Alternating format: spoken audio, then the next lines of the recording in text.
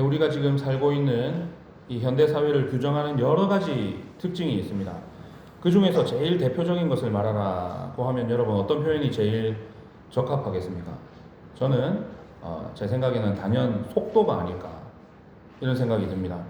특히 우리 한국인들이 여기에 제일 많이 해당이 될 겁니다. 외국인들이 우리 한국인들을 볼 때 우리를 한마디로 규정하는 말이 뭐냐면 빨리빨리래요. 빨리빨리.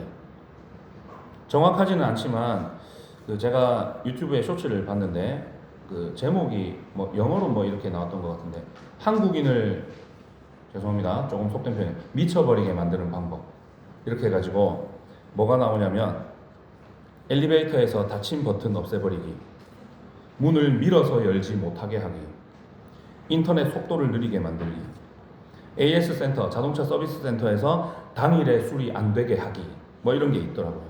주제를 보면 다 뭐와 관련된 거예요. 대부분 속도랑 관련이 있는 그런 이슈였습니다. 그만큼 우리가 뭐에 익숙한 거예요? 속도에, 빨리빨리에 익숙하다는 겁니다. 이렇게 우리는 1초만 늦어져도 잘 견디지 못하는 그런 고속 빨리빨리의 시대를 살고 있습니다. 엘리베이터 문이 닫히는 그 짧은 몇 초를 못 참아서 닫힌 버튼을 마구마구 누르잖아요. 인터넷 브라우저에서 검색을 누르고 화면이 3초만 안 뜨면 바로 새로 고침 다시 누르고, 아니면 닫아버리고 다시 켜고, 닫고 다시 켜는데 3초 걸리는데, 그죠? 그냥 기다리면 될 걸 못 기다린단 말이에요. 뭐 가전제품 고장나서 AS 센터 가면 그 자리에서 수리 끝나서 갖고 와야 되잖아요, 그죠? 뭐 며칠 뒤에 오세요 이런 거 우리는 용납 안 되잖아요. 당일 넘기면 큰일 나는 줄 압니다. 심지어 하루 걸리는 택배도 못 기다려가지고 계속 종일 배송 조회하는 거예요. 모든 게 빨라야 되고 모든 게 그 자리에서 즉각적으로 해결돼야 만족을 하는 것입니다. 실제로 대부분의 영역에서 이것들이 이루어지고 있죠. 어디서? 대한민국에서. 다른 곳들은 그 잘 안 된대요.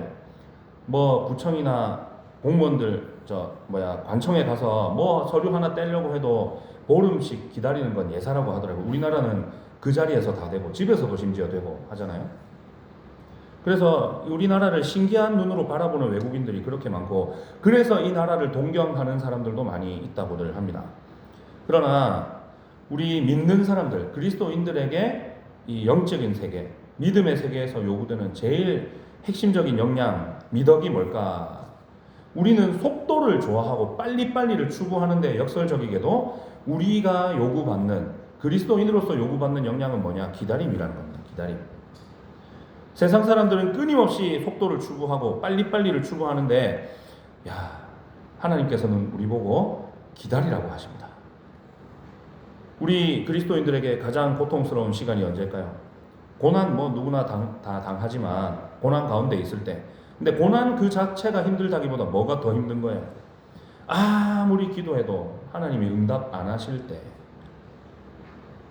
하나님의 뜻이 뭔지 모르겠는데 계속 기다려야 될 때, 나도 뭐 할 수 있는 게 없고 하나님 뜻은 뭔지 모르겠고 그래서 기다려야 돼요. 이런 기다림의 시간이 우리가 그리스도인으로서 살기 제일 힘들게 만드는 요소가 아닐까. 왜냐하면 세상 사람들은 안 기다리는데 우리는 기다려야 되니까. 그런 거 아닐까요? 오늘 말씀에서 시인인 다윗 역시 그의 인생에서 기나긴 기다림의 시간을 보냈습니다. 그의 삶이 어땠습니까? 아주 어린 나이에 소년 시절에 이스라엘의 왕으로 기름 부음을 받았는데, 정작 왕은 언제 됐습니까? 10수년 뒤에 왕이 됐죠. 그 기간 동안 어떤 일을 겪었습니까? 사울 왕에게 쫓기면서 그 광야의 거친 동굴, 시편 23편에서 또 기록했지만 사망의 음침한 골짜기 같은 시간, 그런 시간을 보내야 했던 것입니다. 오늘 말씀의 표현을 빌리자면 뭡니까? 기가 막힐 웅덩이와 수렁 속에서 울부짖는 시간을 보내야 했다는 것입니다. 그런데 오늘 1절에서 다윗은 그 고통스러운 인생의 고난을 딱 한 문장으로 요약해서 고백합니다. 그 모든 고통스러운 시간들을 뭐라고 부르느냐? 같이 읽어봅시다. 시작. 내가 여호와를 기다리고 기다렸더니. 여기에 이제 신앙의 위대한 비밀이 있는 것입니다. 다윗은 죄 없이 억울하게 쫓겨다녔습니다. 죽음의 위기가 늘 그림자처럼 따라다녔습니다. 얼마나 기가 막히고 힘들겠습니까? 무슨 자기가 모반이라도 꽤 하다가 뭐 실패해서 그렇게 됐으면 모르겠는데 자기는 왕한테 충성한 죄밖에 없어요. 그렇지 않습니까? 왕을 대신해서 나가서 골리앗과 싸워 이겼고 그 쫓겨다니는 와중에서도 다윗이 뭐 했는지 아십니까 여러분? 왕 노릇했어요. 내가 왕이다 하고 왕 노릇한 게 아니고 왕은 지금 자기 백성인 다윗도 왕의 백성이잖아요. 그죠? 다윗을 죽이려고 군대 일으켜서 쫓아다니고 하는데 그 군대 원래 뭐 하는데 써야 됩니까? 자기 백성 지키는 데 써야 되잖아요. 근데 자기 백성 죽이려고 쫓아다니고 있어요. 다윗은 어떻게 했습니까? 그 참 오갈 데 없는 그 마음 상한 자들 모아가지고 그 무리들 데리고 도망 다니면서 그 지역에 있는 사람들을 지켜주고 다니는 거예요. 변방으로밖에 도망 못 다니잖아요. 그 변방은 항상 블레셋이라든지 이런 이웃 국가들의 뭡니까? 그 침입이 잦은 곳들이에요. 그곳을 다니면서 그곳 백성들을 지켜주는 거예요. 이거 누가 할 일입니까 원래? 왕이 할 일을 지금 다윗이 그렇게 했던 거예요. 근데 돌아오는 건 뭐예요? 왕이 할 일 자기가 하고 있고 왕은 지 할 일 안 하고 자기 백성 죽이러 지금 군대 이끌고 쫓아다니고 있는 그런 상황. 얼마나 힘들었겠습니까? 그죠? 그런데 다윗은 하나님을 원망하면서 시간을 낭비하지 않았고 그 고난에 휩쓸려서 자기 감정도 낭비하지 않았고 절망 속에 주저앉아서 포기하지도 않았다는 것입니다. 그는 뭘 했다고요? 내가 여호와를 기다리고 기다렸더니 여호와 하나님만 기다리고 기다렸습니다.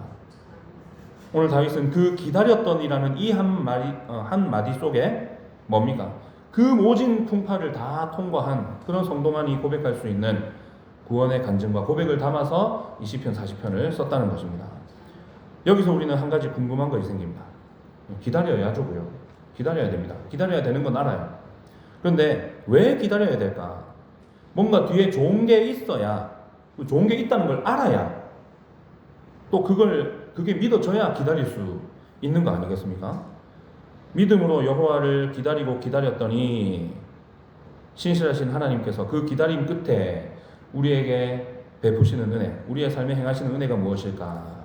말씀을 통해서 살펴보겠습니다. 첫 번째는 우리를 고통에서 건지신다는 것입니다. 1절에서 2절 상반절 내가 여호와를 기다리고 기다렸더니 귀를 기울이사 나의 부르짖음을 들으셨도다. 나를 기가 막힐 웅덩이와 수렁에서 끌어올리시고. 다윗이 뭐라고 합니까? 내가 여호와를 기다리고 기다렸더니 그 쫓겨다니면서 참 목숨이 경각에 달했던 여러 순간들이 오는 그 긴 세월을 그냥 요 두 마디로 딱 표현하는 거예요. 내가 여호와를 기다리고 기다렸더니. 같은 동사를 두 번 반복해서 쓰는 것은 이 히브리어의 그 특유의 그 문법적인 표현인데 같은 동사가 두 번 나왔어요. 기다리고 기다렸다. 이게 무슨 뜻일까요? 엄청나게 기다렸다 이 뜻이에요. 최상급입니다. 최상급. 그러니까 그냥 시간이 가기를 막연히 기다리는 걸 그런 식으로 표현하지 않겠죠. 그죠? 기다리고 기다렸다. 이게 뭘까? 기다린 세월이 길었다. 이게 아니고 이 기다리다를 뜻하는 이 히브리어 동사의 어원이 팽팽하게 당겨진 끈, 줄에서 유래됐다고 해요. 다시 말해서 여러분 바이올린이나 여기 기타도 있네요. 이런 현 악기는 줄이 느슨하면 소리가 납니까? 안 납니까? 안 나죠. 항상 팽팽하게 당겨져서 뭐가 되어 있어야 돼요? 조율이 되어 있어야 됩니다. 딱 그렇게 조율이 되어 있어야 언제든 소리 낼 준비가 돼 있는 거죠. 그것처럼 온 영혼이 긴장감을 딱 가지고 하나님 한 분을 향해서 소망을 딱 고정해두고 언제 하나님 내게 말씀하실지 모르고 언제 하나님이 이 상황에 개입하실지 모르니까 나는 하나님 은혜를 받아야 돼. 딱 준비하고 있는 거예요. 그렇게 집중하고 있는 상태가 뭐냐? 하나님을 기다렸다. 이 말에서 이제 나오는 것입니다. 그런데 어떻게 기다렸다고요? 기다리고 또 기다렸다. 간절히 바라면서 그렇게 기다렸다는 것입니다. 정말 극한의 인내 속에서 오직 하나님만을 바라보는 절대적인 신뢰의 기다림이라고 할 수 있는 것입니다. 다윗은 이 팽팽한 기다림 속에서 하나님께 뭐 했다고요? 부르짖었습니다. 나의 부르짖음. 어떤 역사가 일어납니까? 귀를 기울이사 나의 부르짖음을 들으셨도다. 귀를 기울이사로 번역된 이 히브리어 동사는 정말로 우리가 그 의미를 제대로 알면 가슴 벅차게 만드는 그런 단어예요. 뭐냐면 몸을 아래로 굽힌다는 뜻이에요. 귀를 기울였다. 몸을 아래로 굽힌다. 온 우주의 창조주이신 높고 위대하신 하나님이 깊은 웅덩이와 수렁 속에서 신음하고 울부짖는, 정말 뭐 다윗이 뭐 얼마나 뭐 큰 존재입니까? 그런 거 아니잖아요. 보잘것없는 인간이잖아요.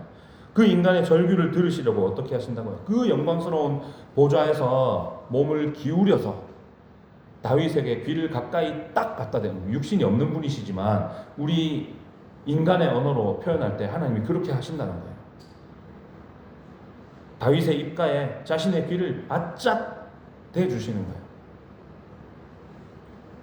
그러니까 이 다윗의 기다리는 그 세월이 결코 헛된 세월이 아니었다는 거예요.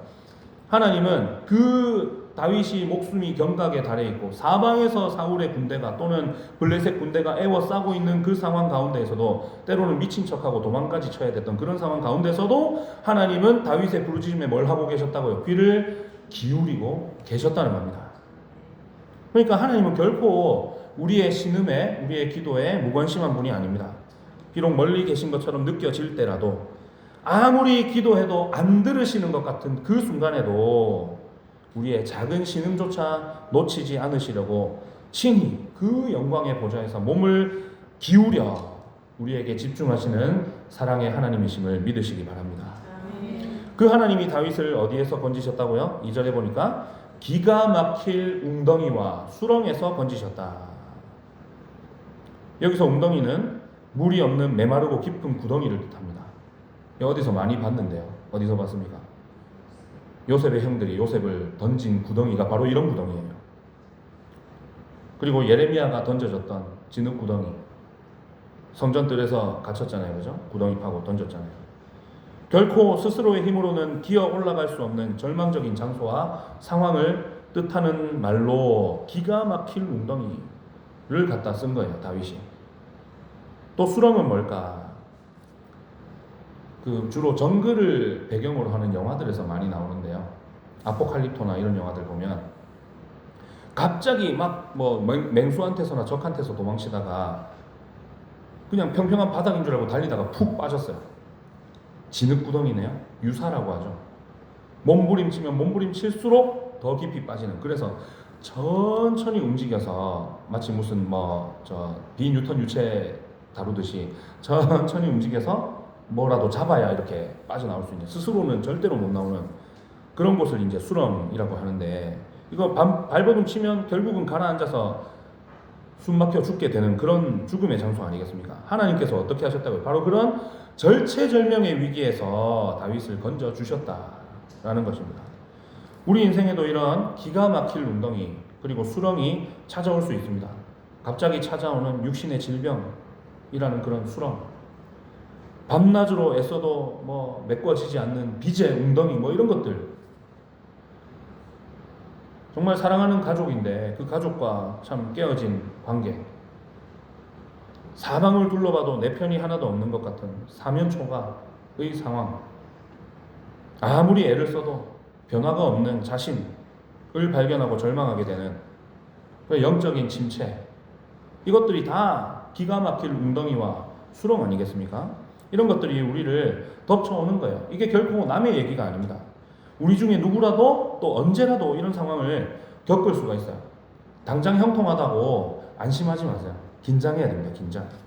저주가 아니고 사실이 그래요. 고난 안 당한 사람이 어디 있으며, 실은 먹는 사람이 어디 있습니까? 그죠? 설교 시간에 복 받는 얘기, 잘 되는 얘기만 들을 수 있으면 참 좋겠는데 성경이 내용이 그렇지가 않네요. 여러분, 그런 얘기만 듣고 싶으시다면 포기하시기 바랍니다. 성경을 보십시오. 온통 믿음의 사람이 고난당한 얘기밖에 없습니다. 그런데 역전이 있죠. 뒤에 뭡니까? 하나님이 건져주신 이야기.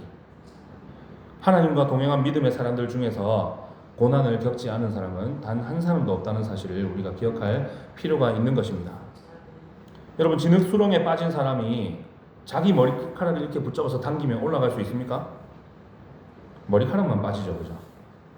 힘이 어디서 작용해야 나갈 수 있는 거예요? 밖에서, 외부에서 어떤 도움이 와야 나갈 수가 있는 것입니다. 누군가가 나를 잡고 당겨줘야 살 수 있는 겁니다. 우리가 자신을 신뢰하지 말아야 되는 이유가 바로 여기 있는 거예요. 갑자기 터진 어떤 사고, 뭐 갑작스러운 지출을 하게 만드는 뭐 이런 일들이 있을 수 있잖아요, 그죠? 그럴 때 내가 해결하려고 동분서주 하기 전에 우리는 뭘 해야 되는 겁니까? 하나님께서 나를 건져 주시기를 구해야 되는 거예요. 그래서 다윗이 고백합니다. 내가 수렁에서 간신히 빠져나왔다, 이렇게 말 안 합니다. 동사의 주어가 누구냐면 내가 아니고 나는 목적어입니다. 목적어. 나를 기가 막힐 웅덩이와 수렁에서 끌어올리시고, 누가? 그는 바로 하나님이시죠, 그죠? 위로부터 임하는 그 하나님의 강한 손이 다윗을 움켜잡아 끌어올려 주셨다, 이 고백을 지금 하고 있는 겁니다. 그런데 저와 여러분이 이와 같은 하나님의 구원의 손길을 한 사람도 빠짐없이 이미 경험했습니다. 죄와 허물로 죽었던 우리, 영원한 심판과 지옥의 수렁에 빠져서 죄의 지배 아래에서 단 한 걸음도 스스로는 나올 수 없는 본질상 진노의 자녀요,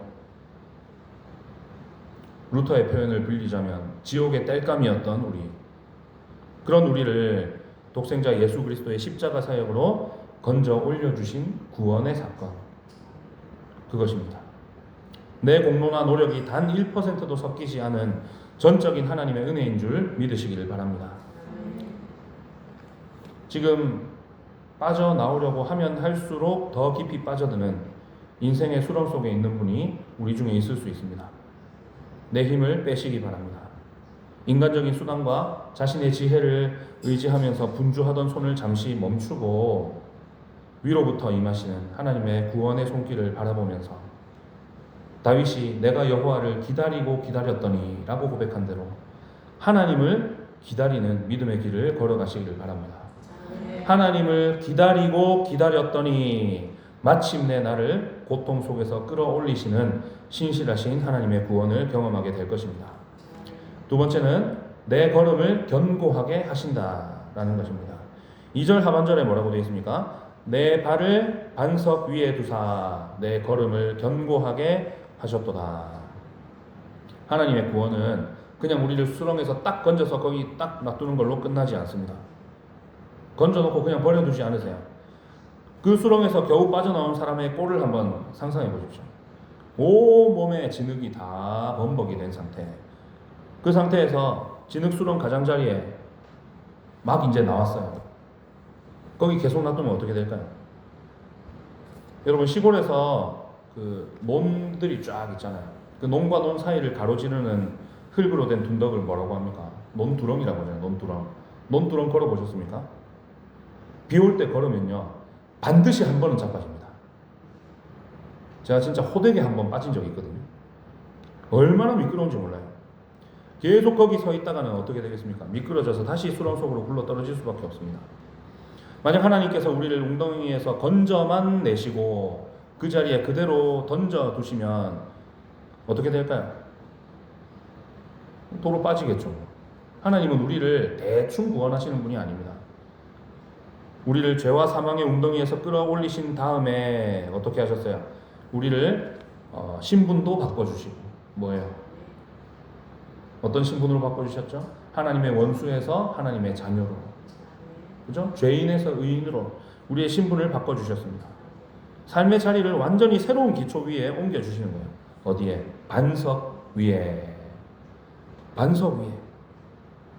여러분, 사진으로 다들 보셨겠지만 성경이 기록될 당시에 지금도 마찬가지지만 고대 이스라엘의 지형을 보고 살던 사람들 사이에서 반석이 가지는 의미는 굉장히 독특합니다. 이스라엘은 이 광야와 골짜기가 많은 척박한 땅입니다.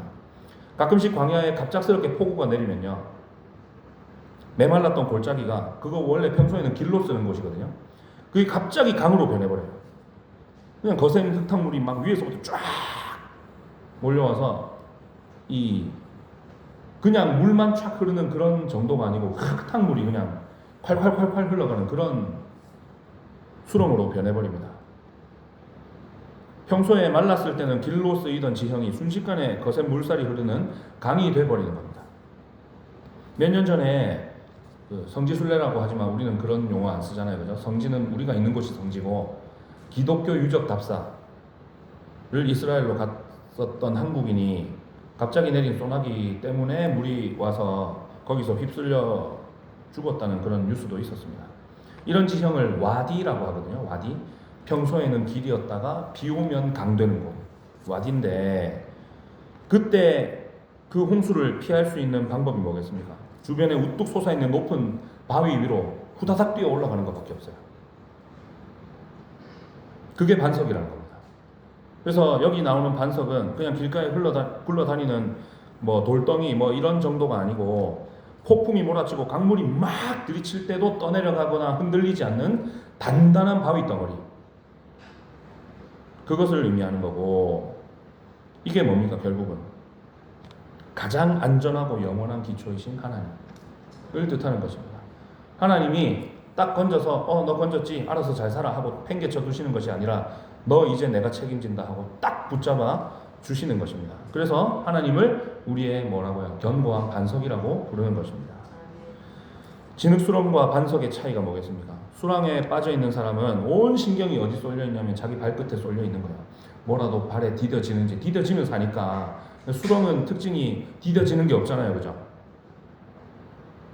그러니까 계속 불안에 떨면서, 공포에 떨면서 늘 아래만 의식하고 있는 거예요. 발밑에 뭐 좀 제발 잡혀라. 한 걸음도 앞으로 스스로는 못 나가고 비틀거리고 좌절하고, 함부로 걸음 떼려고 몸부림치면 어떻게 됩니까? 더 깊이 빠지죠. 그러나 반석 위에 서 있는 사람은 어떻게 되겠습니까? 발밑이 단단하니까, 안 흔들리니까 이 발끝을 의식할 필요가 없어요.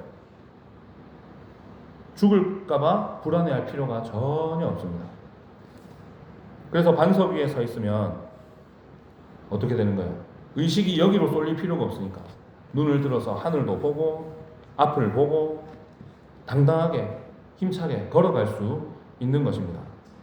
이것이 바로 하나님께서 우리의 발을 반석 위에 두사 우리의 걸음을 견고하게 하시는 은혜라는 것입니다.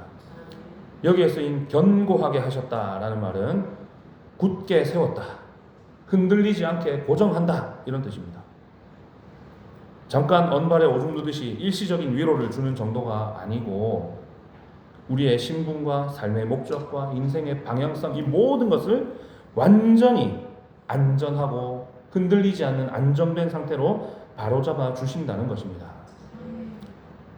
여러분, 부산에는 눈이 잘 안 오잖아요, 그죠? 그래서 부산 사람들은 잘 경험해 볼 일이 없는데, 겨울철에 빙판길 걸어 보셨습니까? 뭐 부산에도 그래도 뭐 비 온 뒤에 얼고 이러면 좀 그런 경우가 있잖아요. 어떻게 걸어야 됩니까? 미끄러질까봐 온 몸의 근육이 긴장을 단단히 해야 됩니다. 조심조심 걷느라 그렇게 뭐 빙판길을 한참 좀 걷고 나면 그냥 금세 몸이 녹초가 돼버리는 거예요. 근데 이게 차를 타도 마찬가지거든요. 제가 화물일 하면서 겪었는데 진짜 피가 마릅니다. 추풍령 이런 데는 고개잖아요. 그 내리막이 세거든요. 그런데 눈이 막 10cm씩 쌓여 있어요. 차는 또 트레일러예요. 그냥 지만 가는, 지 등에 짐을 짊어지고 가는 차가 아니고 뒤에 꼬리를 끌고 다니는 차가 더 위험하거든요. 조금만 삐끗하면 획 돌아버려요. 굉장히 긴장되더라고요. 다행히도 뭐 사고가 안 났는데, 오늘날 수많은 사람들이, 심지어 성도들조차도 매일 불안에 떨면서 살고 있는 게 현실입니다. 내 사업이 망하면 어떡하지? 우리 회사 어떡하지? 내가 일하다가 이 직장을 잃으면 어떡하지? 건강을 잃으면 어떡하지? 노후 대책은 어떡하지? 자식이 잘못되면 어떡하지? 온통 그냥 미끄러질 걱정 밖에 못하는 겁니다. 왜요? 제대로 된 기초 위에 서 있지 못하면 그런 것들로 항상 불안할 수밖에 없는 것입니다. 그리고 그렇게 억지로 스스로 버티는 인생은 고단할 수밖에 없습니다. 그러나 주님께서 오늘 이 말씀을 통해서 약속하십니다. 우리의 이 흔들리는 발을 그 미끄러운 삶의 자리에서 들어 올려서 예수 그리스도라고 하는 유일하게 완전히 흔들리지 않고 안전한 반석 위에 세워주겠다고 약속하십니다. 우리 인생에서 영원히 흔들리지 않는 진짜 반석은 오직 예수 그리스도 한 분뿐입니다. 여러분 믿으십니까? 예. 세상의 모래성 위에 뿌리 내리고 자기 삶을 세운 사람들은 환경이 흔들릴 때마다 그냥 영혼이 송두리째 같이 흔들리는 거예요. 멘붕이라고 들어보셨습니까? 멘탈이 붕괴된다 이 뜻이거든요. 그냥 무너져서 뭘 어떻게 해야 될지 모르게 되는 이런 상황이 되는 거예요. 고난을 만날 때마다 죽을 것 같이 힘들어합니다. 그러나 예수 그리스도의 구원의 복음 위에 우리와 영원히 함께 하시겠다는 그분의 변하지 않는 그 약속 위에 자기 삶을 세운 성도는 결코 무너지지 않는 줄 믿으시기를 축복합니다. 주님께서 마태복음 7장 24절 25절에서 이렇게 말씀하십니다. 그러므로 누구든지 나의 이 말을 듣고 행하는 자는 그 집을 반석 위에 지은 지혜로운 사람 같으리니 비가 내리고 창수가 나고 바람이 불어 그 집에 부딪히되 무너지지 아니하나니 이는 주추를 반석 위에 놓은 까닭이요. 여러분 반석 위에 집을 지으면 비바람이 불까요? 안 불까요? 불어요. 집이 어디 있느냐는 날씨랑 아무 상관이 없어요. 그죠? 그런데 우리 신앙생활도 똑같다는 거예요. 예수를 믿는다고 이게 반석 위에 집을 지은 거랑 예수 믿는 거 이 같은 거잖아요. 그죠? 주의 말씀을 듣고 행하는 것, 여호와를 기다리고 기다리는 것 같이 보시면 됩니다. 그렇게 한다고 해서 고통이 끝나는 게 아닙니다. 고난이 없어지는 게 아닙니다. 복음은 우리를 부자로 만들어 줄 것을 약속하지도 않고요. 그 어떤 세상적인 형통도 약속하고 있지 않습니다. 그래서 복 받으려고 예수님 믿는 사람들은 그 마음을 고쳐 먹으셔야 됩니다. 물론 예수 믿는 것 자체가 복입니다. 제일 큰 복 이미 받으신 줄 믿습니다. 그런데 세상 사람들이 보는 형통과 복은 그거는 좀 다르게 우리가 놓고 봐야 된다는 것입니다. 왜냐하면 그거 자체가 복이라고 성경이 가르치고 있지 않기 때문입니다. 성도의 삶에도 시련의 바람, 고난의 바람은 반드시 불어오게 되어 있습니다. 어떤 면에서는 믿지 않는 사람보다 더 많이 불어와요. 왜 그런지 아십니까? 우리 대적 마귀가 우는 사자같이 다니며 할 수만 있으면 어떻게 하려고? 믿는 사람들도 삼키려고 다니는 거예요. 그래서 믿는 사람들이 더 많이 고난 당한다고 저는 생각합니다. 근데 중요한 건 바람이 아니죠. 내가 어떤 바닥에 서 있느냐가 중요한 거죠. 바람이 불어도 거센 물결이 밀려와도 우리가 서 있는 기초가 어디이면 결코 흔들리지 않는 반석이신 예수 그리스도라면 우리는 안전한 것입니다. 인간적인 계산과 조급함을 내려놓고 잠잠히 주님을 기다리시기를 바랍니다. 내가 여호와를 기다리고 기다렸더니 마침내 우리의 이 후들거리던 무릎을 세우시고 힘차게 걷게 하시는 신실하신 주님을 온전히 붙들고 따라가는 저와 여러분 되시길 축복합니다. 세 번째는 찬송을 우리 입에 두신다는 것입니다. 3절 같이 읽어볼까요? 시작. 새 노래 곧 우리 하나님께 올릴 찬송을 내 입에 두셨으니 많은 사람이 보고 두려워하여 여호와를 의지하리로다. 수렁에서 건짐을 받고 반석 위에 굳건히 서 있는 사람에게 어떤 일이 일어날까요? 반드시 안에서부터 내면에서부터 바깥에 외면에 이르기까지 변화가 일어난다는 것입니다. 그 중에서 오늘 말씀이 언급하는 변화는 뭘까요? 입술의 변화라는 것입니다. 다윗은 하나님께서 새 노래 곧 우리 하나님께 올릴 찬송을 내 입에 두셨으니 라고 고백합니다. 여기서 말하는 새 노래가 뭘까? 최신 CCM일까? 그때는 그런 거 없었죠, 그죠? 오늘 말씀의 문맥 속에서 드러나는 새 노래의 의미가 뭐냐? 하나님이 구원하셨습니다. 그리고 나의 발을 반석 위에 세우시고 견고하게 하신 은혜를 경험했어요. 그 은혜를 경험한 사람의 마음 속에서 우러나오는 감격과 감사의 노래가 바로 무슨 노래요? 새 노래라는 것입니다. 수렁 속에서 어쩔 수 없이 내뱉던 탄식, 참 때로는 욕과 같이 자기 생일을 저주하면서 부르짖던 원망이라는 옛 노래가 완전히 바뀌어서, 그게 옛 노래 아니겠어요, 그죠? 그게 완전히 바뀌어서 나를 수렁에서 건져주신 하나님의 놀라운 사랑과 은혜를 높이는 찬양의 노래, 새 노래가 터져 나오게 되었다라는 것입니다. 우리가 주목해야 될 아주 중요한 표현이 있습니다. 그게 뭐냐면 다윗은 이 새 노래를 자기가 스스로 지어 부른 게 아니고 어떻게 됐다고요? 하나님이 새 노래를, 그 찬송을 내 입에 두셨으니 라고 고백합니다. 정말로 그렇습니다. 찬송은 억지로 짜낸다고 해서 되는 것이 아닙니다. 여러분, 수렁 속에 갇혀 있을 때 찬양이 저절로 나오겠습니까? 우리 힘으로는 그거 안 돼요. 불평밖에 안 나오는 거예요. 탄식하고 원망하고 괴로워하고. 아픔과 절망에 찌들어 있는 사람의 입술은 절대로 스스로 그 새 노래를 끌어낼 수가 없습니다. 그럼 어떻게 새 노래를 부를 수 있습니까? 하나님께서 친히 찾아오셔서 우리의 그 굳게 닫힌 입술을 여시고 그 속에 찬송을 심어 주시는 것입니다. 그게 그냥 우리를 무슨 프로그램된 로봇처럼 야 노래해 해서 자동으로 막 튀어나오게 하시는 게 아니고 뭐예요? 우리의 내면에 뭘 주시면 우리가 새 노래를 부르게 될까요? 기쁨을 주시면 위로를 주시고, 그렇게 하면 우리가 새 노래를 부르게 되는 거예요. 우리의 슬픔을 거두시고 기쁨의 노래를 우리에게 주시는 하나님이심을 믿으시기 바랍니다. 그런데 오늘 이 말씀은 이 새 노래가 가져오는 놀라운 파급력, 영향력에 대해서 가르쳐주고 있습니다. 3절 하반절에 뭐라고 되어 있습니까? 많은 사람이 보고 두려워하여 여호와를 의지하리로다. 먼저 내 입술에서 나오는 새 노래를 사람들이 본다고 말씀합니다. 노래는 듣는 겁니까? 보는 겁니까? 듣는 거죠, 그죠? 근데 사람들이 본대요. 이게 무슨 뜻일까? 우리의 찬송은 그냥 소리하면 우리가 뭐라고 정의합니까? 공기 같은 매질을 진동시키는 파동, 이게 소리잖아요. 그런데 그게 아니고 뭐예요? 하나님의 은혜로 고난을 이겨내고 거기서 건짐 받아서 반석 위에 우뚝 선 우리의 변화된 얼굴과 우리의 삶 전체가 우리의 입에서 나오는 찬송을 통해서 세상 사람들 눈에 보이게 되는 것입니다. 그렇지 않습니까? 우리 장례식장만 가봐도 그렇잖아요. 우리 믿는 사람들은 장례식이 분위기가 달라요. 안 믿는 사람들은 곡하고 아이고 통곡하고 하는데 우리는 어떻습니까? 거기서 찬송하거든요. 때로는 웃기도 해요. 슬픈데. 왜 그럴까요?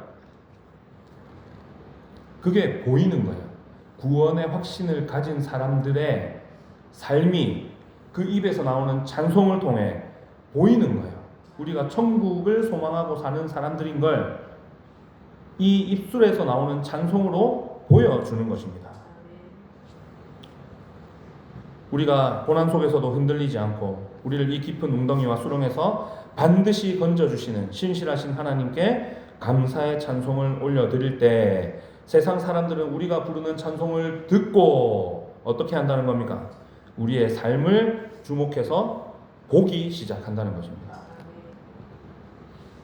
그들은 이해할 수 없는 고난 속에서도 기쁨으로 하나님을 예배하고 하나님을 찬양하는 성도들을 눈으로 보면서 큰 충격을 받는 것입니다. 사도들이 핍박을 받아서 감옥에 갇혀서 찬송 부르잖아요. 그러자 어떻게 합니까? 함께 갇힌 제수들이 그걸 듣는 장면이 사도행전에 나옵니다. 바로 그거예요. 아니, 어떻게 고난을 당하는데 웃으며 고통을 당하는데 노래가 나와요? 말이 안 되는 거죠. 그러니까 이런 우리 모습을 본 세상 사람들이 어떤 반응을 보이는 거예요?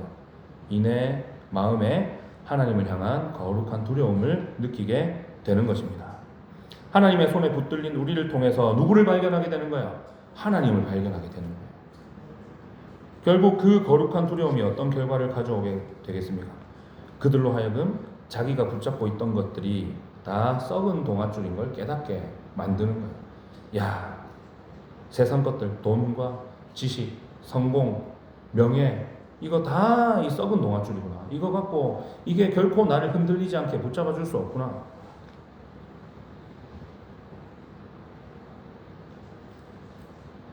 그래서 어떻게 되겠습니까? 이 모든 욕심을 내려놓고 온 우주의 창조자이시고 주관자이신 만군의 여호와 하나님 앞으로 나오는 놀라운 역사가 일어나게 되는 것입니다. 이것이 바로 하나님께서 저와 여러분을 기가 막힐 웅덩이와 수렁에서 건져 올리시고 반석 위에 세우사 찬송하게 하신 이유라는 것입니다. 그래서 우리의 고난과 기다림은 그냥 단순히 억울하게 당하는 불행이 아닙니다. 하나님은 우리의 기다림 끝에 찾아올 영광스러운 구원과 또 그로 인해서 우리가 부르게 될 찬송을 통해서 세상 한복판에 하나님의 살아계심을 보여주는 증인으로 삼기를 기뻐하시는 것입니다. 나의 입술에서 나오는 새 노래가 누군가에게는 뭐가 되는 거예요? 예수 그리스도를 만나는 구원의 통로가 되는 것입니다. 그래서 오늘 말씀을 준비하면서 저도 이제 찬양 전도에 대한 뭐 그렇게 노래를 잘하고 하진 않지만 열망이 강하게 일어났습니다. 우리 노회에도 저 찬양 전도 하시는 분이 계시더라고요. 기타 들고 이렇게 하시는 사진이 있던데. 그래서 장소와 저는 그 부끄러움이 굉장히 많은 사람이거든요. 근데 또 하고는 싶어요. 그래서 장소나 뭐 이런 것들을 두고 고민하면서 기도하고 있는데 여러분도 기도해 주시기 바랍니다. 그렇게 해서 기회가 되면 또 우리 뭐 청년들하고 다 나가서 또 할 수도 있는 거고 그런 기회가 또 왔으면 좋겠습니다. 지금 우리 입술에서 어떤 노래가 흘러나오고 있습니까? 삶이 조금 팍팍하고 고난 중에 있다고 해서 세상 사람들이 고통에 반응하는 것과 똑같이 염려하고 불평하는 옛 노래를 부르고 있지는 않은지, 내가 여호와를 기다리고 기다렸더니 마침내 우리의 탄식을 바꾸어서 감사의 새 노래가 되게 하시는 하나님의 역사를 기대하시기를 축복합니다.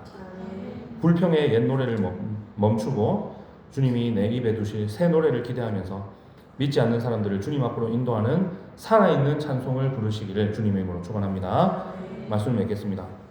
우리가 걸어가는 이 인생의 길목에는 언제나 차디찬 거친 바람이 불어오고 또 내 힘으로는 한 걸음도 뗄 수 없는 그런 기가 막힐 웅덩이와 수렁이 기다리고 있습니다. 그러나 그 깊고 어두운 고난의 한복판에서도 우리가 절망하지 않고 믿음으로 고개를 들 수 있는 이유가 뭐겠습니까?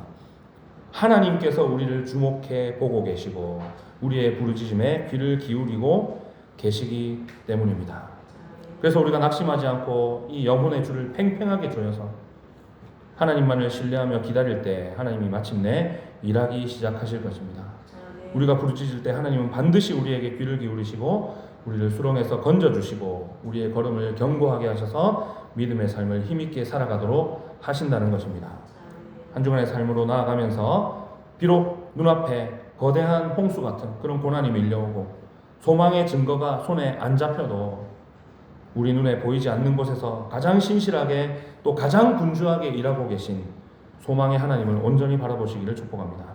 오늘 말씀을 가슴에 새기고 하나님의 일하심을 기다리고 기다렸더니 나를 반석 위에 세우시고 견고하게 하시고 내 입술에 찬송을 심어 주셨다고 뜨겁게 간증하면서 주님을 찬양하는 저와 여러분 우리 모두가 되시기를 주님의 이름으로 축원합니다. 우리 다 같이 자리에서 일어나셔서 시편 40편 찬양하도록 하겠습니다.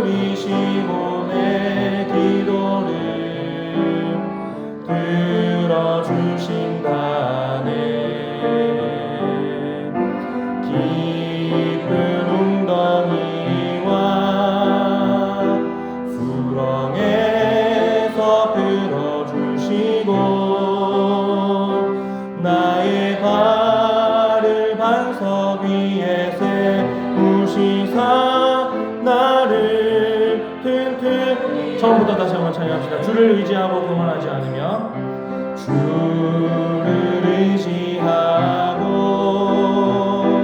교만하지 않으며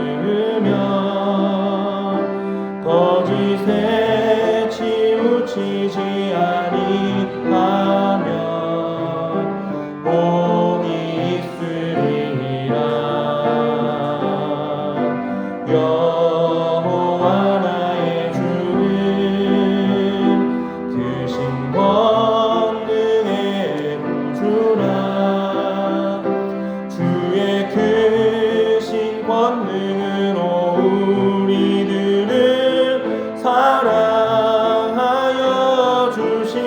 새 노래로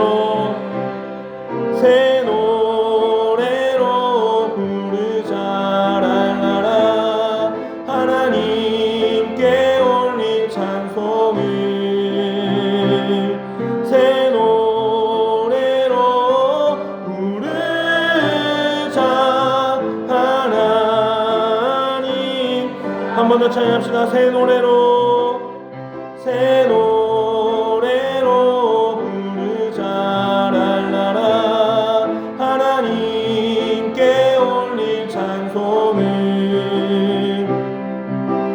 노래로 부르자. 하나님 이 반주 계속해 주시고 동성으로 한번 기도하도록 하겠습니다. 하나님 아버지, 나를 기가 막히는 웅덩이와 수렁에서 건져 주실 것을 믿으면서 고난 중에 있는 나를 기억하여 주시고 나의 부르짖음에 귀를 기울이시고 나를 붙들어 주시기를 소원합니다. 내 입에 새 노래를 두시기를 소원하오니 나를 이 위기에서 건져 주시고 고난으로부터 하나님을 원망하지 않도록 지켜주시고 보호하여 주시옵소서. 또한 내가 여호와를 기다리고 기다렸더니 하나님께서 내 부르짖음에 귀를 기울이셨고 나를 건지셨노라고 고백할 그날이 올 때까지 견딜 수 있는 힘을 주시고 하나님 나의 부르짖음에 응답하여 주시옵소서. 우리 자신의 상황을 놓고 하나님 앞에 간절히 한번 기도하며 나가도록 하겠습니다. 기도하겠습니다.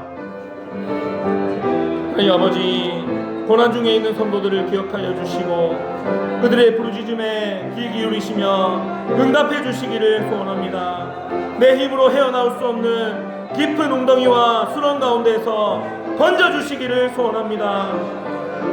그로 인하여서 우리의 입술에서 불평과 원망의 옛 노래가 떠나가게 하시고 나를 건지시고 나를 견고하게 하시는 하나님을 향한 구원의 찬송, 기쁨의 새 노래가 넘쳐날 수 있도록 도와주시기를 간절히 소원하오니 고통 중에 있는 성도들, 고난 중에 있는 성도들 아버지 붙들어 주시고 위로하시며 또한 구원하여 주시옵소서. 하나님의 구원을 풍성하게 경험하고 아버지를 높이며 찬송할 때에 또한 믿지 아니하는 자들이 우리의 삶을 보고서 두려워하여 하나님을 찬송하고 하나님 앞으로 나오는 역사를 볼 수 있도록 우리를 사용해 주시기를 소원합니다. 우리를 그렇게 불러주셨사오니 우리가 그렇게 하나님 앞에 사용받을 수 있도록 우리를 준비시켜 주시고 단련하여 주시고 세워 주시옵소서. 하늘의 영원한 위로를 우리 가운데 부어주셔서 소망 가운데 인내할 수 있도록 우리를 사용하여 주시옵소서.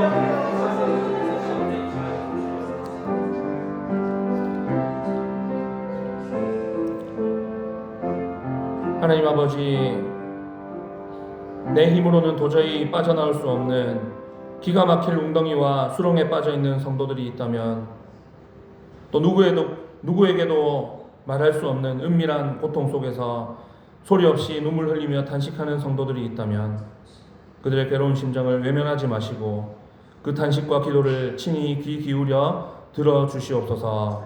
내가 여호와를 기다리고 기다렸더니 이렇게 고백했던 다윗의 고백이 오늘 우리의 믿음의 고백이 되게 도와주시옵소서. 우리를 깊은 웅덩이와 수렁에서 끌어올려 주시고 우리의 걸음을 견고하게 세워주시옵소서.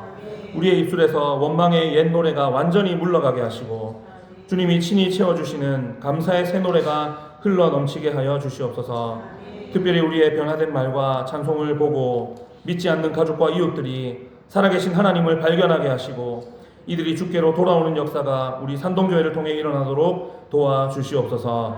주 예수님의 이름으로 기도하옵나이다. 아멘. 주 예수 그리스도의 은혜와 하나님 아버지의 사랑과 성령님의 교통하심이 오늘 주 앞에 머리 숙여 경배하는 주의 모든 백성들과 그들의 가정과 산동교회 위에 영원토록 함께 있을지어다. 아멘.